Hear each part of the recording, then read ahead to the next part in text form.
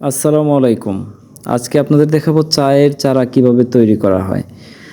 এই যে দেখতে পাচ্ছেন এখানে পলিথিন ব্যাগে মাটি ভরাট করে রাখা হয়েছে বিট করে, যেন পানি না লাগে।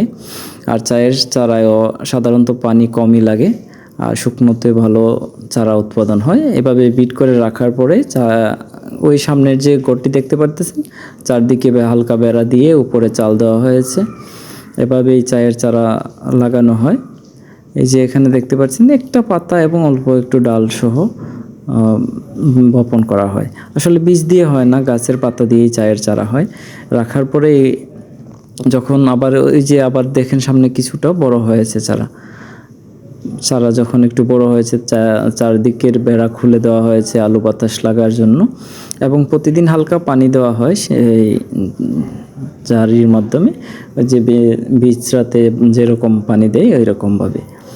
তো সামনে আরেকটা ঘর আছে, এই ঘরটাতেও দেখতে পারবেন কিছু চারা বড় হয়েছে। এই যে সামনে আমরা যাচ্ছি, এই যে গাছগুলো দেখছেন এগুলো কিন্তু রোপণ করার উপযুক্ত হয়েছে।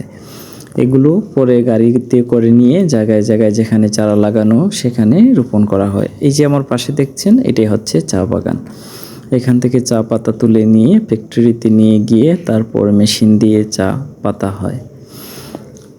চা পাতা কীভাবে হয় সেটারও একটা ভিডিও আমরা নিয়ে আসবো সামনে, আবার যখন ফ্যাক্টরিতে যাব তখন। তো এর মধ্যে আমাদের কাছে কিছু ফুটেজ আছে, সেটা আপনাদের কাছে শেয়ার করব।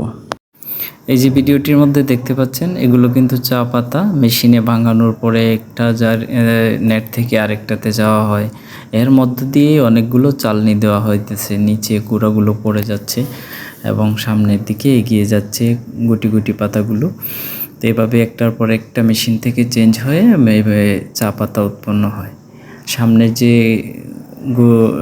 রিংটি ঘুরতেছে দেখতেছেন, এখানে আবার চায়ের পাতা সংগ্রহ করা হয়। এভাবেই চায়ের পাতাগুলো খুব সুন্দরভাবে প্যাকিং এবং বাজারজাত করা হয়। ধন্যবাদ সবাইকে।